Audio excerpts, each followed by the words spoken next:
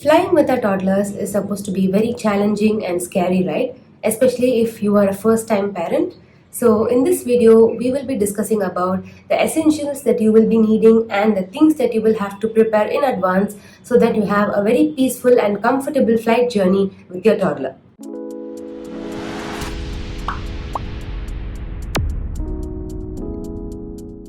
Hey guys, welcome back to my channel. Hope you're all doing good.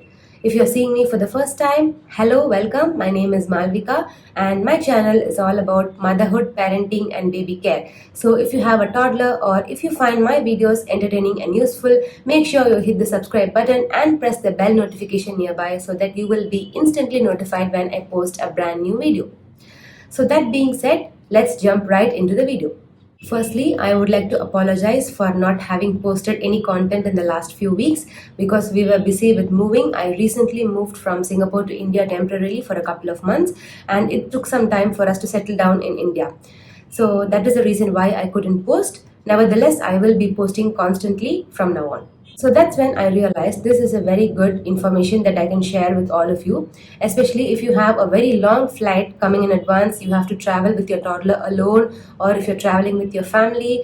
Anyway, it's going to be a very challenging task to take care of a toddler in a flight. They are absolutely full of energy, and you need to be so prepared that it's a very comfortable journey for both of you. So that being said, let's go and see the different tips and tricks that you can follow so that you can have a peaceful journey in flight with your toddler. Okay, so first things first, let me put this out in the open. If you are somebody like me and you don't provide any kind of screen time for your toddlers, then you are in for a slightly more challenging trip because we will have to find other sources of distraction for our child. On the other hand, if you are somebody who gives screen time for your child and if they are allowed to watch shows on their iPad, then it's going to be easier. So I would say step number one will be prepping the iPad. Stock up on all their favorite shows, cartoons and games so that they can be kept entertained throughout.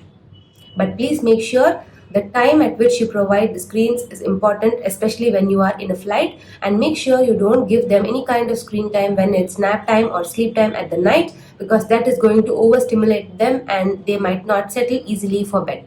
And along with it would be best if you have a power bank also. This is especially useful if you have a very long flight, then you probably will be needing one. So that is going to be number one. The number two is going to be food. Whatever it is, how cranky your toddler is, how sleepy your toddler is, the only thing with which you can distract them is food, especially if it's one of their favorites. So step number two is taking a Ziploc bag and packing all their favorite snacks. It can be home cooked or it can be the ones that you brought from the store. I bought a couple of snacks from the store because we had a very early flight and I didn't have time to prepare anything at home. So I bought a couple of Gerber's puffs, yogurt melts and baby bite biscuits and things like that. It totally depends on your child's personal preferences. I will be staying here in India for at least a few months, so that's why I did not plan anything for my return journey. Whereas if you have a short trip planned or maybe a 10-day vacation, then you probably have to put equal effort in planning what you do when you return back home. This is an important task because usually we are more worried about how we go to that particular place that we forget to plan for the things that we have to do when we come back home.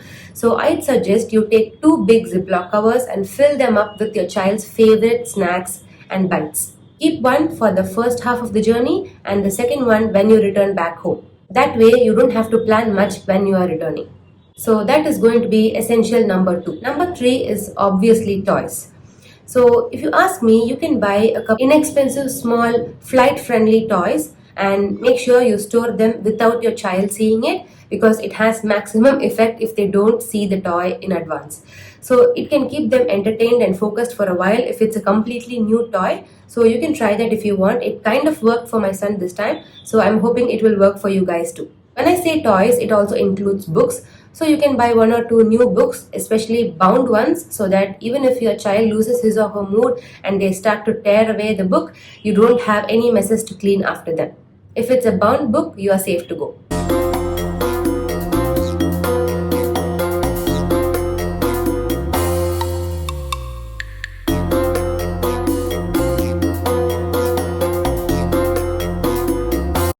Four will be doodling.